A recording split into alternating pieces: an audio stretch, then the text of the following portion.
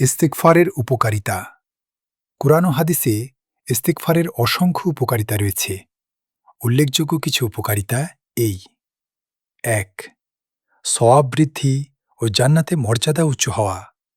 নবী সাল্লাল্লাহু আলাইহি ওয়াসাল্লাম বলেছেন, যার আমলনামায় অধিক ইস্তিগফার পাওয়া যাবে সে সফল হবে।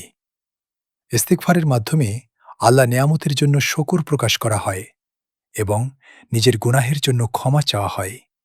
এতে বান্দার গুনাহ মাফ হয় এবং তার মর্যাদা বাড়ে। ২. আল্লাহ রহমত লাভ করা। বেশি বেশি ইস্তিগফার করা আল্লাহ রহমত পাওয়ার অন্যতম বড় কারণ। আল্লাহ বলেন, তোমরা কেন আল্লাহর কাছে ক্ষমা প্রার্থনা করো না যাতে তোমরা রহমত পাও? ইস্তিগফার হল আল্লাহর সামনে বিনয় প্রকাশ করে তার দয়া ও ক্ষমা চাওয়া। ৩. বিপদ দূর হওয়া ও কষ্ট লাঘব হওয়া। ইস্তিগফার মানুষের বিপদ আপদ দূর করে এবং দুশ্চিন্তা ও কষ্ট কমায়। আল্লাহ বলেন, আল্লাহ তাদের উপর আযাব দেবেন না যখন আপনি তাদের মধ্যে আছেন এবং তারা যখন ইস্তিগফার করে। অর্থাৎ ইস্তিগফার আল্লাহর আযাব থেকে রক্ষা পাওয়ার কারণ। ৪. রিজিক বৃদ্ধি ও বরকত পাওয়া। ইস্তিগফার রিজিকে বরকত আনে, গুনাহ মুছে দেয় এবং হৃদয়কে পরিষ্কার করে।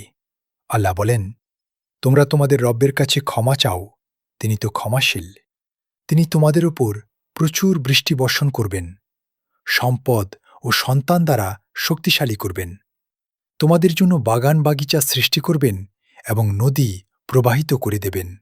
অর্থাৎ ইস্তিগফার, রিজিক, সন্তান, বৃষ্টি সব কিছুতেই বরকতের কারণ। ৫. হৃদয়ের পবিত্রতা ও সংশোধন। প্রত্যেক গুনাহ মানুষের হৃদয়ে একটি কালো দাগ সৃষ্টি করে। যদি মানুষ তাওবা করে এবং ইস্তিগফার করে তবে হৃদয় আবার পরিষ্কার হয়ে যায়।